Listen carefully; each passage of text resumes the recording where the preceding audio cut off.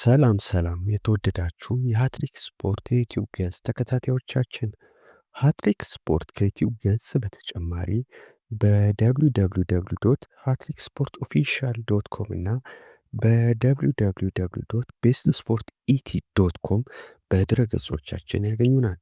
በሁለቱም ስሞች የተከፈቱ የፌስቡክ እና የቴሌግራም ገጾችም አሉን። በኢትዮጵያ የመጀመሪያዋ ባለቀለም የስፖርት ጋዜጣ የሆነችውን ሃትሪክ ስፖርትን ደግሞ ዘወትር ቅዳሜ ማለዳ ያገኟታል። የሃትሪክ ስፖርት የዩቲዩብ ገጽን ላይክ፣ ሼር እና ሰብስክራይብ በማድረግ ቤተሰብ እንዲሆኑ ጋበዝዎት። ሩበን አሞሪም በትልቁ እያገዘኝ ነው ይላል ሌኒዮሮ።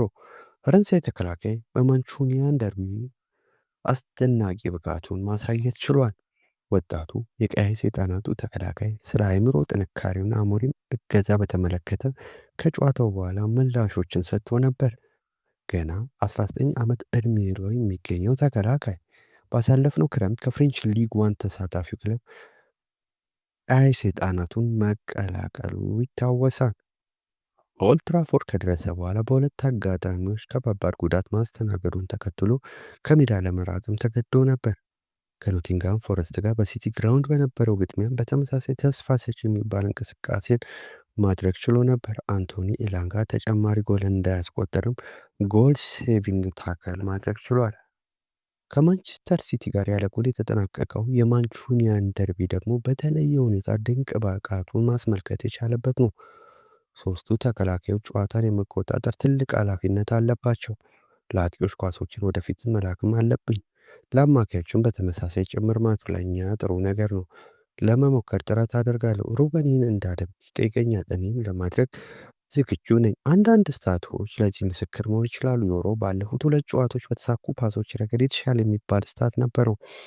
በኖቲንጋም እና ሲቲ ጨዋታ ወደ 90% የተጠጋ ፓሲንግ አኪሬሲ ነበረው። የማንቸስተር ዩናይትድ ቲቪ ተንታኝ ፊል ባርድስሌ በጣም ጥሩ የሚባሉ ብቃቶችን እያስመለከተ ይገኛል። የዩናይትድ እግር ኳስ ሕይወት ጅማሩ ቀዝቀዝ ያለ ሊባል የሚችል ነበር። ምክንያቱ ደግሞ ከጉዳቶች ጋር ተይዞ እድለኛ ስላልነበር ነው። አሁን ላይ ግን በቋሚነት መጫወት ሲጀምር አቅሙን በሚገባ ማሳየት ጀምሯል። ዮሮ ጉዳት የቀድሞ ውድድር ዘመን ዝግጅቱ ስኬታማ እንዳይሆን እንዳደረገበት ያምናል። እስካለፈው የፈረንጆቹ ታህሳስ ወር ከሜዳ እንዲርቅም አስገድዶታል። የእንግሊዝን እግር ኳስ ሙሉ ለሙሉ ለመላመድ ጊዜ ያስፈልጎታል። ወደዚህ ከመጣው በኋላ ለመላመድ ጊዜ ያስፈልጎኛል፣ ነገር ግን አሁን ላይ ከጨዋታ የተሻልኩ ለመሆን እየሰራው ነው። እንደማስበው እያንዳንዱ ጨዋታ ለመሻሻል ወሳኝነት አለው። ቡድኔን በ100% ብቃት ለማገልገል ዝግጁ ነኝ። ከሲቲ በነበረን ጨዋታ በጣም ጥሩ የሚባል እንቅስቃሴን አሳይተናል። ቢያንስ 1 ጎል ማስቆጠር እንችል ነበር። ክሊንሺት ጠብቀን አንዱን ነጥብ ማግኘት መቻላችን መጥፎ አይደለም።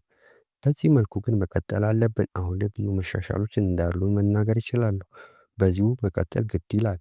የ2 ጊዜ የሻምፒየንስ ሊግ አሸናፊ የቀድሞ ዩናይትድ ተከላካይ ቬስ ብራውን በበኩሉ ገና ወጣት ተጫዋች ነው። ሁሉም ሰው ከሱ የወርልድ ክላስ ተጫዋች ብቃትን ይጠብቃል። እንደማስበው እንዲህ ያሉ ምልክቶችን ኮዱ እያሳየ ነው። ከጨዋታ ብዙ መሻሻሎችን እያስመለከተ ይገኛል። አትሌቲክና ከኳስ ጋር በምቾት መንቀሳቀስ የሚችል ነው። ከማንቸስተር ሲቲ ጋር ይህን ማሳየት ከቻለ ከየትኛው ቡድን ጋር መድገም የማይችልበት ምክንያት አይታየኝም። በራሱ ላይም ትልቅ መተማመን አለው። ፈረንሳይ የተከላካይ ስፍራ ተጫዋች ሌኒዮሮ በማንቸስተር ተገኝቶ የጤና ምርመራ በማድረግ በግል ጥቅማጥቅሞች ላይ ስምምነቶችን አድርጎ ክለቡን መቀላቀሉ ይታወሳል። ዮሮ ባሳለፍነው የውድድር ዓመት በፈረንሳዩ ክለብ ሊል ድንቅ የውድድር ዘመን ጊዜ ማሳለፉን ተከትሎ በበርካታ ክለቦች እንዲፈለግ አድርጎት ነበር። ሪያል ማድሪድ የተጫዋቹ ፈላጊ ሆኖ ቢመጣም ማንቸስተር ዩናይትድ ለተጫዋቹ የተሻለ ክፍያ ማቅረቡን ተከትሎ ወደ እንግሊዝ አምርቷል። ተጫዋቹ በሊል 46 ጨዋታዎችን በማድረግ 2 ጎሎችን አስቆጥሯል። የተጫዋቹ ፍላጎት ከማንቸስተር ዩናይትድ ይልቅ ለሪያል ማድሪድ መጫወት እንደነበር ዴቪድ ኦርኒስቲን በዘገባው አስነብቦ ነበር። ሄሎ የኔ ልጅ። ሄሎማ፣ ገንዘቡ ደረሰሽ? አዎ የኔ ልጅ ደረሰኝ። ለማረጋገጥ ከመደወሌ ቀደመኝ። ምን መቅደም ብቻ፣ እረ ጨምሮም ሸለመኝ። ወይዬቴ የላኩልሽ ገንዘብ ደርሶሻል? አዎ ደርሶኛል። በዛም ላይ ሸልሞኛል። እንዴ ማን ነው እሱ? ቴሌብር ነዋ። ከወዳጅ ዘመድ ከባህር ማዶ በቴሌብር ዓለም አቀፍ ሐዋላ፣ ከወዳጅ ዘመድ በቪዛ በቴሌብር ሬሚት፣ በዌስተርን ዩኒየን እንዲሁም ከአጋር የገንዘብ አስተላላፊ ድርጅቶች በኩል የተላከሉትን ገንዘብ በቴሌብር ሲቀበሉ ልዩ ሲሳይ ይኸውልዎ። የተላከሉትን ገንዘብ 11% በስጦታ። በቴሌብር ሱፐር አፕ ዕድል ጨዋታ ደግሞ እያንዳንዳቸው 480 ሺህ ብር ዋጋ ያላቸው የበረራ ትኬቶች፣ 5 የኩሪፍቱ ዋተር ፓርክ የቤተሰብ ፓኬጆች እንዲሁም የ5000 ኤሌክትሮኒክስ ገንዘብና 300 ያልተገደበ ጥቅል ስጦታዎች ተዘጋጅተዋል። ከባህር ማዶ በቪዛ በቴሌብር ሬሚት፣ በዌስተርን ዩኒየን፣ በኦን አፍሪክ እንዲሁም በቲዩንስ አጋር ገንዘብ አስተላላፊ ድርጅቶች በኩል የተላከሉትን ገንዘብ በቴሌብር ይቀበሉ። በእጥፍ ድርብ ስጦታዎች ይንበሽበሹ። ቴሌብር ፈጣን፣ ቀላል፣ ምቹና አስተማማኝ። ኢትዮ ቴሌኮም። ማንቸስተር ዩናይትድ ለሌኒ ዩሮ 65 ሚሊዮን ዩሮ መክፈሉም ይታወሳል። ፈረንሳይ ተከላካይ ዩሮ ማንቸስተር ዩናይትድን ለመቀላቀል ባደረገው የሕክምና ምርመራ ወቅት በእግሩ ላይ መጠነኛ ጉዳት እንዳለበት ታይቶ እንደነበርም ዘ አትሌቲክስ አስነብቦ ነበር። ይሁን እንጂ ዩናይትድ ትልቅ ተሰጥኦ እንዳለው ያመነበትን ተጫዋቹን ለማስፈረም ያገኘውን እድል ላለማጣት መወሰኑ ተነግሯል። ቀይ ሰይጣናቱ ተጫዋቹ ለቀጣይ 10 ዓመት የማንቸስተር ዩናይትድ ታላቅ ተጫዋች ይሆናል የሚል ትልቅ እምነት እንዳለውም ዘግቧል። የ18 ዓመቱ አዲሱ ፈራሚ ዩሮ በቀድሞ ውድድር ዘመን ዝግጅት ጣቱ ላይ በደረሰበት ጉዳት ምክንያት ለ5 ወራት ከሜዳ ለመራቅ መገደዱ የሚታወስ ነው። የማንቸስተር ዩናይትድ ዋና አሰልጣኝ ሩበን አሞሪም ቡድናቸው በመሻሻል ላይ መሆኑን ገልጸዋል። ከጨዋታ ጨዋታ እየተሻሻልን ያሉት አሞሪም በትላንት ምሽት በአውሮፓ ሊግ ከሜዳቸው ውጭ ኮሎፔን ዲሎን ጋር 2-2 ከተለያዩ በኋላ ነገር ግን ግብ ማስቆጠር ላይ የበለጠ መስራት አለብንም ብለዋል። በውጤቱ በጣም አዝኛለሁ። በአንድ ግብ ብቻ መውጣት ነበረብን። አሁን ዓላማችን በኦልድ ትራፎርድ ማሸነፍ ብቻ ነው ሲሉም ተናግረዋል። ኦናና ስለሰራቸው ስህተቶች የተጠየቁት አሞሪም ተጫዋቾች ሲሳሳቱ ጥፋተኛው ተጫዋቹ ብቻ ሳይሆን መላው ቡድኑ ነው ሲሉም ተናግረዋል። ለማንቸስተር ዩናይትድ የመጀመሪያ ጎሉን ያስቆጠረው ሌኒ ዩሮ ቡድኑ ቀጣይ ሳምንት ያለውን የመልስ ጨዋታ ላይ ሁሉን ነገር ለመስጠት መዘጋጀት እንዳለበት አሳስቧል። በማይሆን ሰዓት ነው ግብ የተቆጠረብን።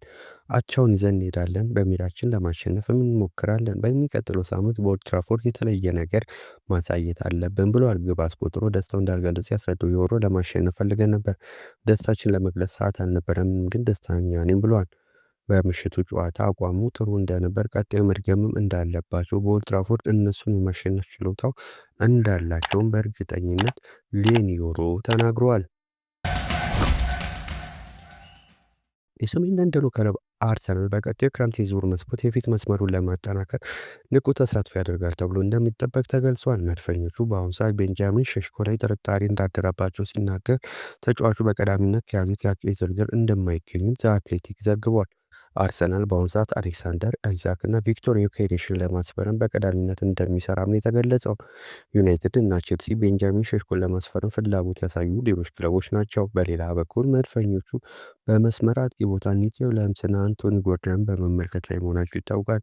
ዊሊያምስ ለአትሌቲክ ቢልባኦ፣ ጎርደን በበኩሉ ደግሞ ለኒውካስትል ዩናይትድ እየተጫወተ እንደሚገኝ ተገልጿል። በሌላ በኩል ስፔንን የበርንማውዝ ተከላካይ ስፍራ ተጫዋች ዲዮን ሄውሴን በታላላቅ የአውሮፓ ክለቦች ኢላማ መደረጉ ይታወቃል። የሰሜን ለንደኑ ክለብ አርሰናልም ከተጫዋቹ ፈላጊዎች መካከል አንዱ እንደሆነና ባሳለፍነው ሳምንት ወኪሎቹን እንዳነጋገረም ተዘግቧል። አሰልጣኝ ሚካኤል አርቴታና አዲሱ ስፖርቲንግ ዳይሬክተር አንድሬ በርታ የተጫዋቹ አድናቂ መሆናቸውም ተነግሯል። አርሰናል በቀጣይ ኪቪርን የሚሸጥ ከሆነ ሂውሰንን ያስፈርማል ተብሎ እንደሚጠበቅም ተገልጿል። በተጨማሪም ሊቨርፑል፣ ቶተንሃም ሆትስፐር፣ ኒውካስል ዩናይትድ፣ ሪያል ማድሪድ እና ቼልሲ የተጫዋቹ ፈላጊ ክለቦች መሆናቸውም ተዘግቧል። የተጫዋቹ ኮንትራት ማፍረሻ 50 ሚሊዮን ፓውንድ እንደሆነም ተዘግቧል።